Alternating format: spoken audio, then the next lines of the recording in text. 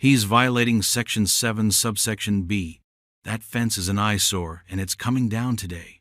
The voice, sharp enough to curdle milk, belonged to Brenda, our HOA president. I'm a wildlife biologist, and the fence she was screaming about wasn't for decoration. It was the only thing keeping bears from treating our neighborhood like an all-you-can-eat buffet. She was pointing a perfectly manicured finger at the demolition crew she'd hired, who were already starting to pull up the posts. "Madam," I said, trying to keep my voice even, "that is a specialized wildlife deterrent fence. Tearing it down is a dangerously stupid idea." She just laughed. A little did she know, she had just rung the dinner bell for every predator in the surrounding 20,000 acres of national forest. The story of how her obsession with curb appeal led to the complete and utter collapse of her little suburban kingdom is truly insane. Stick around and drop a comment letting me know what state you're watching from, because you won't believe what happened next. My journey to this particular corner of suburban warfare began, ironically, with a search for peace. I bought my home on the edge of a new development precisely because it backed onto a vast national forest. It was the perfect blend of civilization and wilderness, a place where I could work and live in harmony with the environment I dedicated my life to studying. The developer, an old-school guy with more common sense than cash, understood the unique challenges of the location. A condition of the final plat approval from the county, and a key selling point for me, was the installation of protective measures along the forest boundary. My property was the largest on that boundary line, so the responsibility and the prepaid installation fell to me. It wasn't your typical white picket fence. It was a high-tensile, multi-strand, low-voltage electrified fence. It looked serious and purposeful, because it was. It delivered a non-lethal but deeply unpleasant shock, just enough to teach a curious 600-pound black bear that the juicy smells from our barbecues and trash cans were not worth the trouble. It was a silent guardian, a technological shepherd that kept the peace between man and beast. For 3 years, it worked perfectly. We had deer, we had raccoons, we had the occasional fox trotting by. But the big predators, the ones that could cause real problems, they knew to keep their distance. The homeowners who were here from the beginning understood and appreciated it. We were living a rare dream, enjoying the beauty of the wild without the danger. Then Brenda arrived. Brenda moved in 2 years ago, buying the biggest house in the center of the development. She came from some sterile, gated community in another state where the only wildlife was the poodle in her neighbor's handbag. She drove a pristine, pearlescent white Range Rover that never saw a speck of dust, and her uniform consisted of eye-wateringly expensive Lululemon outfits that she wore for everything except, it seemed, actual exercise. Within 6 months, through a campaign of aggressive friendliness and backhanded compliments, she got herself elected HOA president. Her platform was simple: elevate the community's prestige by enforcing a radical vision of aesthetic uniformity. Lawn ornaments were the first to go. Then came the mailboxes. Everyone had to buy a new, absurdly expensive model from a company owned by her brother-in-law. Her reign was one of petty tyrannies and whispered complaints, a slow-motion coup against individuality. My fence was her final boss. To her, it wasn't a vital piece of safety infrastructure. It was just an ugly, utilitarian scar on her perfect suburban masterpiece. It didn't match the decorative aluminum fencing she was pushing everyone else to install. The letters started arriving a year ago. The first was a friendly reminder of the HOA's aesthetic guidelines. I responded with a polite letter of my own, enclosing a copy of my deed, the original development plan filed with the county, and a detailed explanation from my perspective as a wildlife biologist on the fence's critical function. I explained the principles of non-lethal wildlife management and how the fence created a landscape of fear for predators, teaching them to avoid the entire development without harm. I thought that would be the end of it. How naive I was. The second letter was colder, citing fines for non-compliance. My response was more forceful. I included documentation of the fence's legal status as a pre-existing developer-installed safety feature that predated her entire HOA administration. I CC'd the county planning office. I even had a brief chat with George, an older resident who lived 2 doors down. He was one of the original homeowners. "Watch out for that one, son," he'd warned me over a beer on his porch. She got the board to fine the Millers $500 because their basketball hoop was a shade of orange she found garish. She's got the rest of them wrapped around her little finger. He was right. The HOA board, a collection of timid sycophants and people too busy to argue, were her enablers. They saw her obsession as a positive, a sign of someone who cared about property values. They rubber-stamped her every decision, including the one to declare my fence a public nuisance that must be removed. I attended the next HOA meeting, armed with a PowerPoint presentation. I showed them migration patterns, population density maps of local bear populations, and case studies of what happens when humans and predators are forced into conflict. I wasn't just a resident. I was an expert in the field, offering free, vital consultation. They looked at me with blank expressions. Brenda spoke for all of them. "Mr. Harrison, we appreciate your little animal lecture," she said, her voice dripping with condescension. "But this is a matter of community standards, not a National Geographic special. The bylaws are clear. Your fence is ugly and non-compliant." She saw my data as a diversion, my expertise as an arrogant attempt to be an exception to her rules. My warnings about bear encounters were, to her, nothing more than outlandish fear-mongering. The vote was unanimous. The fence had to go. I was given 30 days to remove it, or the HOA would do it for me and bill me for the privilege. I knew then that logic had left the building. This wasn't about a fence anymore. It was about power. And I was about to be on the receiving end of a very sharp lesson in what happens when you challenge a suburban despot. The call came while I was in my lab, analyzing soil samples. It was George, his voice crackling with urgency. "They're here, son. Brenda and a work crew. They've got a truck and tools. They're taking down your fence right now." A cold fury, clean and hard as diamond, replaced the academic calm I usually operated with. I threw my lab coat on a chair, mumbled an apology to my assistant, and broke every speed limit getting home. I skidded to a stop at the curb and saw a scene of supervised destruction. A crew of 3 men were methodically pulling up the posts of my fence, tossing the expensive insulators and high-tensile wire into a heap on the ground. And there she was, Brenda, standing on the edge of my lawn with her arms crossed, a smug, triumphant smirk on her face. She was wearing a canary yellow tennis skirt and a crisp white polo, looking for all the world like she had just won a championship match. "What in the hell do you think you're doing?" I yelled, striding towards her. "This is private property." She didn't even flinch. "I'm enforcing the board's decision, Mr. Harrison," she said coolly, holding up a piece of paper. It was an invoice. "As you were notified, the HOA has taken action to remedy your long-standing violation. This is the bill for the demolition service. You'll also find a $1,000 fine for non-compliance attached. It's due in 15 days. Her audacity was breathtaking. She had trespassed on my property, hired a crew to destroy a $5,000 safety installation, and was now trying to bill me for it. I was so angry I could barely speak. "Brenda, you have no idea what you've just done," I said, my voice low and shaking. "You haven't just destroyed my property. You've put every person in this neighborhood in danger." She actually rolled her eyes. "Oh, please, spare me the drama. It's a fence. We're going to have a beautiful, uniform community now. You should be thanking me." She turned on her heel, got into her immaculate Range Rover, and drove off, leaving me standing there amidst the ruins of my carefully constructed piece. For a few minutes, I just stared at the empty space where my fence used to be. The anger was still there, a hot coal in my chest, but it was being rapidly replaced by something else, a cold, methodical resolve. She thought this was the end of it. She thought she'd won. What she didn't understand was that she hadn't just knocked over a fence, she'd kicked over a beehive, and she was about to find out what it was like to get stung. I spent the rest of the day in a state of controlled rage. The old me, the conflict-averse academic, would have stewed, maybe written another angry letter. But Brenda had pushed me past that.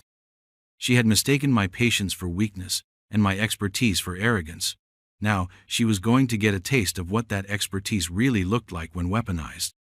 My revenge wouldn't be swift and hot. It would be slow, documented, and crushing. That night, my war room, formerly my home office, came to life. This was my new research project, and I would approach it with the same rigor and meticulous detail as any peer-reviewed study. Project Pandora, I called it. Brenda had opened the box, and I was going to document everything that flew out. My first step was legal.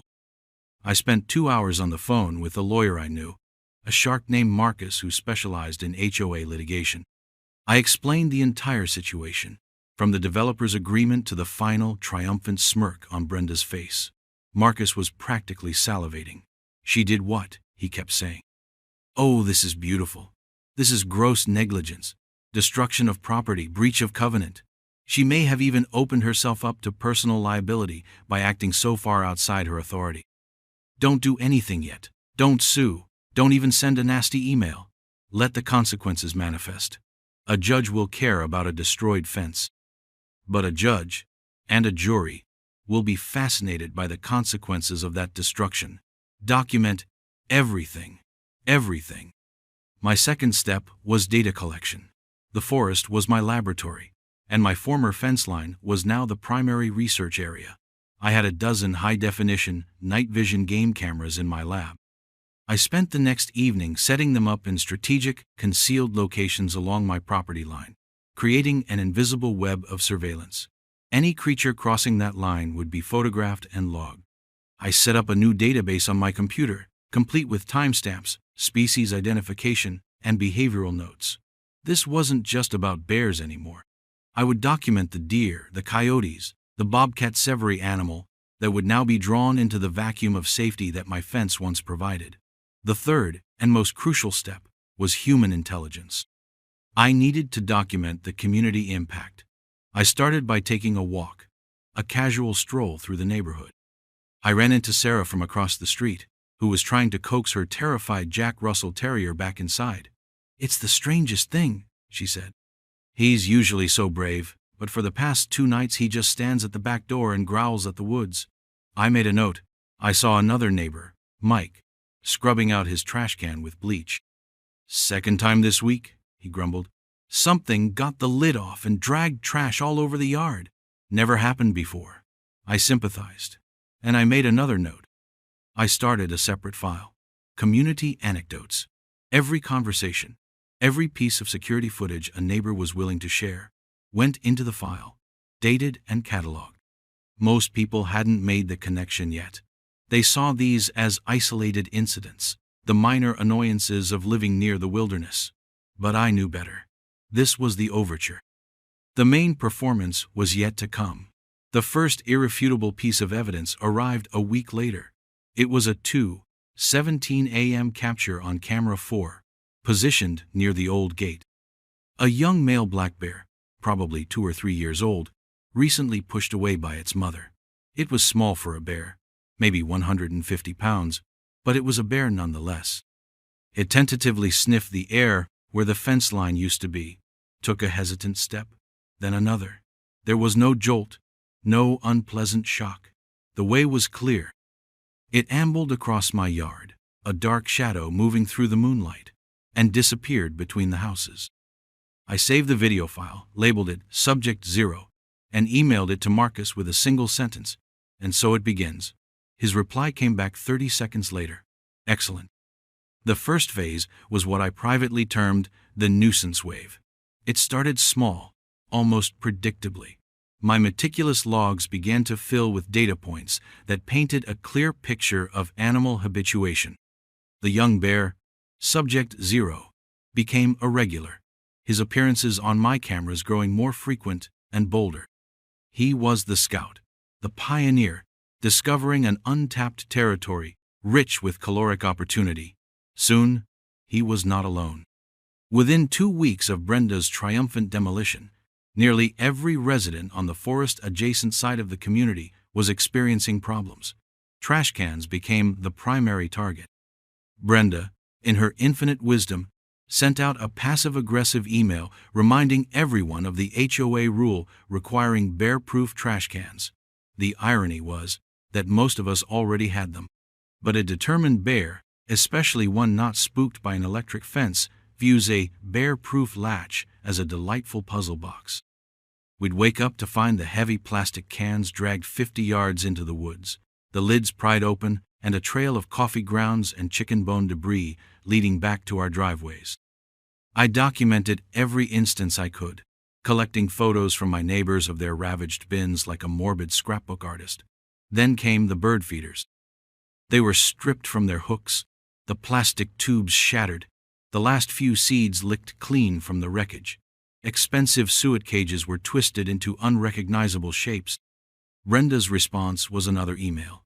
Please be advised that bird feeders can be an attractant for vermin. She was classifying 400-pound apex predators as vermin. A telling insight into her complete lack of understanding of the situation. People were annoyed. There was grumbling in the neighborhood Facebook group. But still, the connection wasn't fully made by most. It was just an active year for bears, a phrase I heard more than once. They didn't see it as a direct consequence of a specific action. They saw it as a random act of nature. I, however, had the data. My charts showed a near-zero incidence rate for the 3 years prior, and a vertical spike in the days following the fence's removal. My legal file was getting thicker by the day. Phase 2, the property damage escalation, began a month after the fence came down. The animals, now comfortable and facing no resistance, started to view our homes not as threatening human structures, but as giant, food-filled containers. A bear tore the screen door clean off the miller's back porch to get at a bag of potting soil it mistook for food. It left deep, 5-inch gouges in their solid wood door before giving up. The cost to repair it was over $800. I got photos and a copy of the repair bill for my file. A week later, one of the newer, more timid board members, a man named David, came home to find his garage door looking like it had been assaulted with a pickaxe. A bear had tried to peel the aluminum back like a tin can to get at the residual smell from a bag of dog food he'd had in there the week before. The damage was over $2,000. David was shaken. He had been one of Brenda's loyal voters, convinced by her arguments about property values. Now, those values were being literally clawed apart. This incident was significant. I immediately drafted a formal, registered letter to the entire HOA board, including Brenda. In it, I laid out a preliminary summary of my findings. I attached a dozen of the clearest photographs, including the damage to the Millers and David's homes. I detailed the more than 200 documented incursions in the last 30 days. I respectfully pointed out that these incidents began precisely after the community's primary wildlife deterrent was removed by their order. I ended the letter by formally stating that the HOA was now on notice, and that their continued inaction constituted gross negligence that was actively endangering residents and causing significant financial harm. I sent it via certified mail and got the delivery receipt. Legally, they could no longer claim ignorance. Brenda's response was to ignore my letter entirely at the next meeting, an act of defiance I had fully expected and which my lawyer, Marcus, was delighted by. Instead, she doubled down. She hired a wildlife control company. I use the term loosely. It was one guy, in a rusty Ford Ranger, who charged the HOA $1,500 to drive around the neighborhood and put up a half-dozen flimsy metal signs that read, "Bir Araya. Do not feed wildlife." It was a completely useless, performative gesture designed to create the illusion of action while addressing nothing. I took a picture of Brenda posing proudly next to one of the signs for the community newsletter. It was perfect. The real turning point, however, came with the arrival of the big one. There was a particular male bear in this forest I knew well from my professional work. A massive, mature boar, probably tipping the scales at over 600 pounds. He had a long, healed-over scar that ran down the left side of his snout, a memento from a long-forgotten fight. I'd always called him Scarface. He was intelligent, dominant, and for years had treated the boundary of the development with respect because of the fence. He knew the tingle, and he stayed in his domain. But with the fence gone, and with dozens of smaller bears now feasting without consequence, it was only a matter of time before the king came to claim his share of the bounty. His first appearance on my cameras was chilling. He didn't slink or hesitate like the younger bears. He strode across my property line with an unnerving confidence, an apex predator surveying a newly acquired territory. He was the one who began causing the truly expensive damage. He methodically dismantled a fancy outdoor kitchen on a neighbor's patio, looking for the grease trap. He tore a brand new $1,000 hot tub cover to shreds, seemingly just for the fun of it. He learned the trash pickup schedule and would make a grand tour of the neighborhood the night before, toppling cans with impunity. Panic began to set in. The grumbling in the Facebook group turned to genuine fear. People were afraid to let their kids play in their own backyards.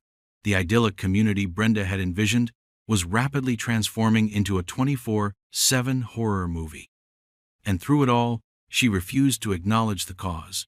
Her arrogance, a retaining wall against the flood of reality. But I knew, with the certainty of a scientist watching a predictable chemical reaction, that the flood was coming for her, too. Scarface was no respecter of persons or property values. And Brenda's house, with its meticulously manicured lawn and air of untouchable prestige, was just another stop on his nightly route. The catalyst I had been waiting for arrived on a Tuesday evening. It was a beautiful, crisp autumn night, the kind that makes you want to leave your windows open to catch the cool breeze. Brenda, it seems, had a similar thought about her garage door. Perhaps she was unloading organic kale and Pellegrino from her Range Rover after a trip to Whole Foods. Perhaps she simply forgot. The reason was irrelevant. The opportunity was all that mattered. For Scarface, an open garage door is not just an invitation, it's a command performance. He had been making his way down the street, a phantom of insatiable hunger, when he smelled it. The faint but alluring aroma of artisanal, grain-free salmon and sweet potato kibble. Brenda, naturally, didn't just buy regular dog food for her 2 yapping bichons. She bought the kind that cost more per pound than prime rib, and she stored it in a large, aesthetically pleasing, but decidedly not bear-proof, wicker basket in her garage.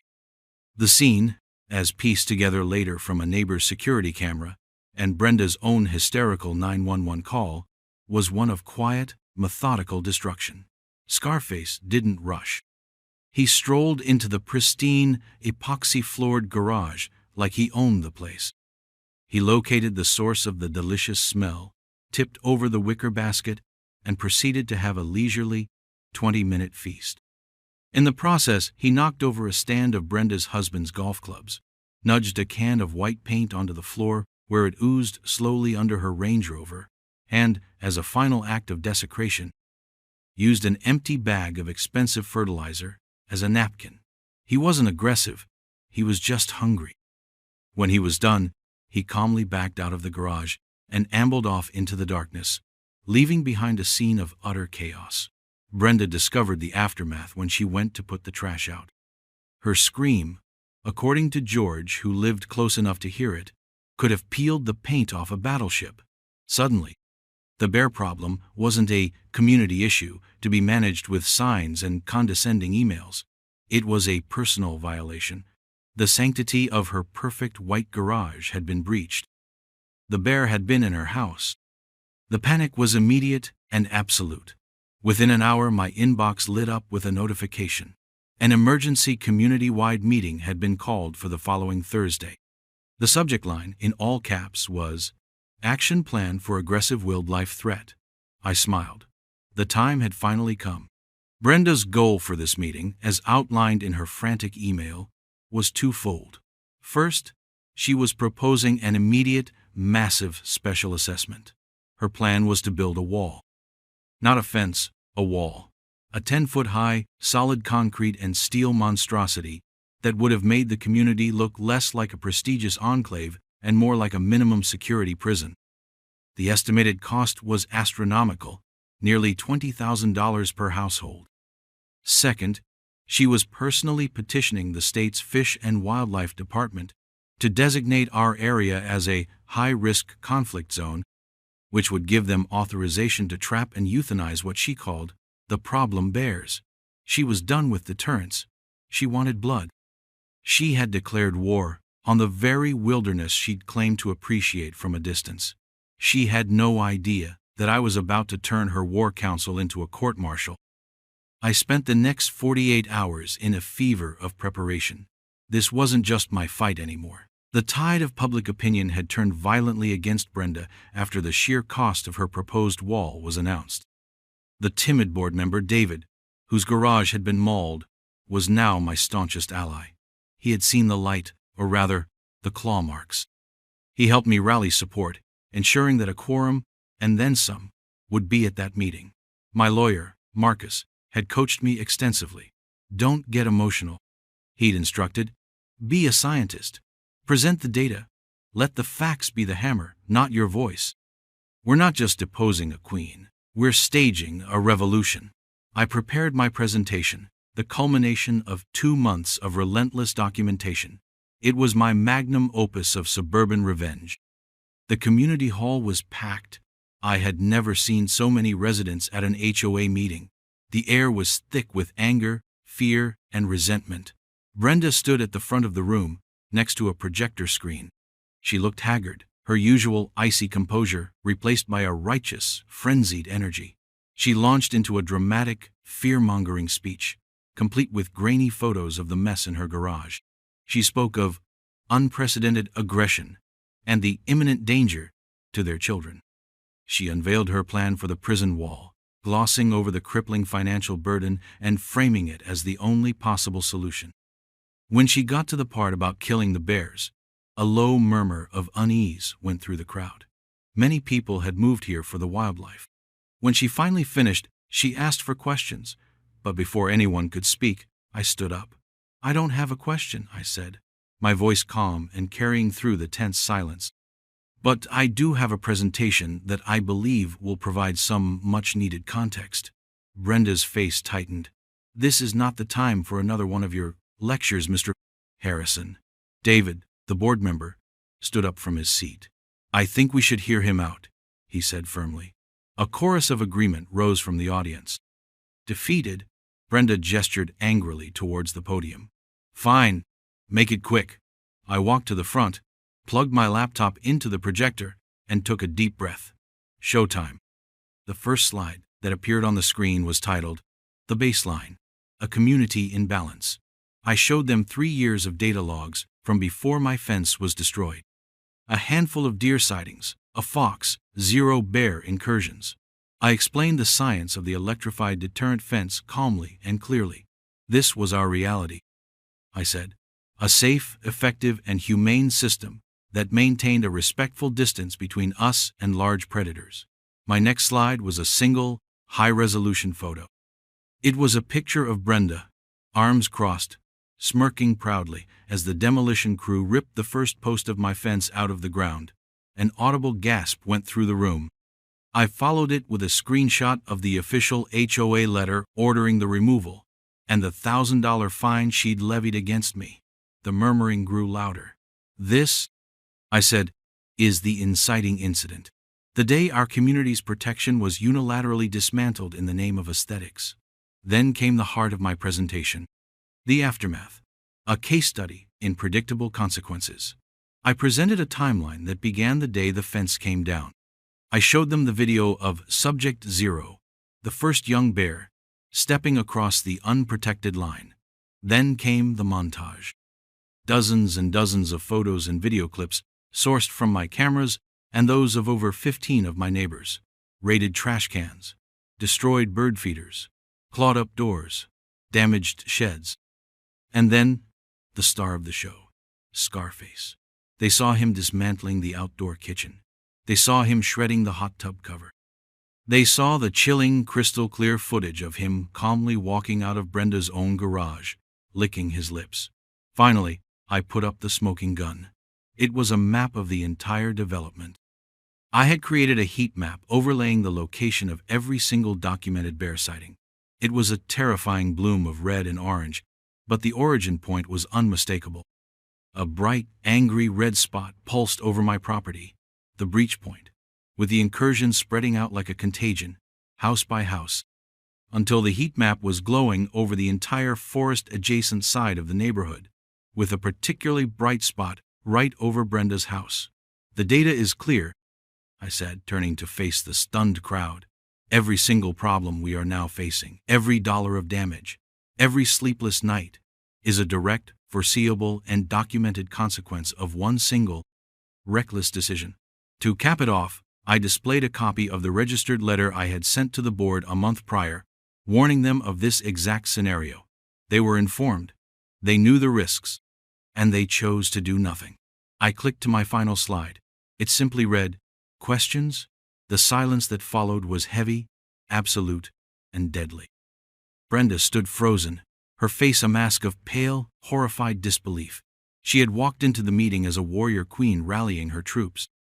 I had just turned her into the villain of the story, in front of all her subjects, using nothing but her own actions and my meticulous, undeniable proof. The silence in the room stretched for a long, delicious moment before it shattered. It wasn't me or Brenda who broke it. It was George, the old-timer who had first warned me about her. He stood up, his voice booming with the authority of a founding resident. "So, let me get this straight," he said, pointing a finger not at me, but at Brenda.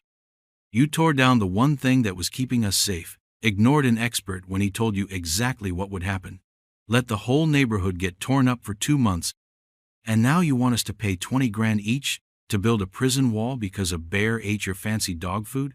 The room erupted. It wasn't a debate. It was a detonation. People were on their feet, shouting. Not at the bears, not at me, but at her. The anger was visceral, a tidal wave of frustration and betrayal. Voices flew from every corner. "You're liable for the damage to my porch," someone yelled. "I want the HOA to pay for my new garage door," shouted another. Brenda tried to regain control, stepping to the podium and shouting, "This is out of order. We have to deal with the threat." But her authority had evaporated. A woman in the front row just laughed, a sharp, bitter sound. "You are the threat, Brenda. Your stupidity is the threat." It was at that moment that my lawyer, Marcus, who had been sitting quietly in the back, chose to stand up. He wasn't loud, but his voice cut through the chaos like a razor.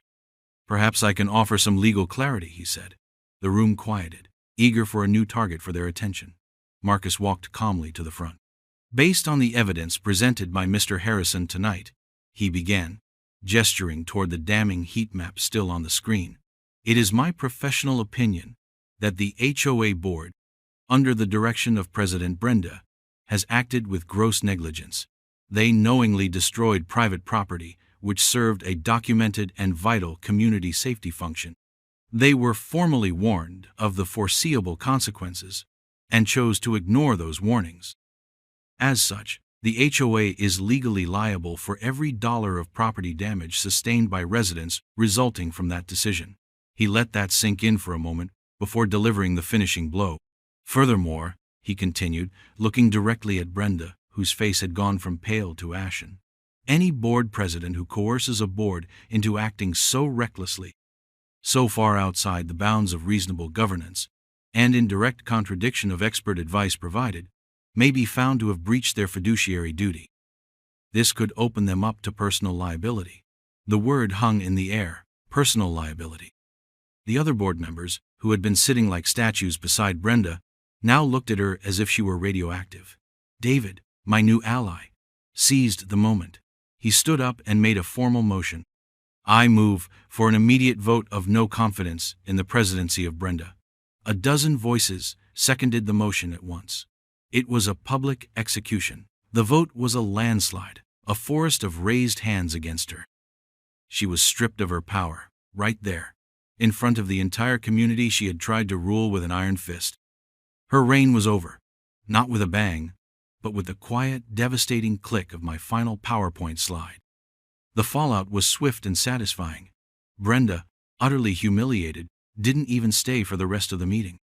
She gathered her purse and walked out of the hall, the sea of her former subjects parting for her without a word. The newly chastened and terrified board, now under David's temporary leadership, immediately moved to settle. There was no negotiation, only surrender. The following week, a construction crew, a different, more professional one, was at my house. They were rebuilding my specialized wildlife deterrent fence to its exact original specifications, all on the HOA's dime. A check arrived in my mailbox that covered Marcus's legal fees down to the last penny. The fines they had levied against me were expunged from the record with a formal letter of apology. It was a total and complete reversal. But the vindication didn't stop at my property line. The board, desperate to avoid a class action lawsuit, established a reimbursement fund.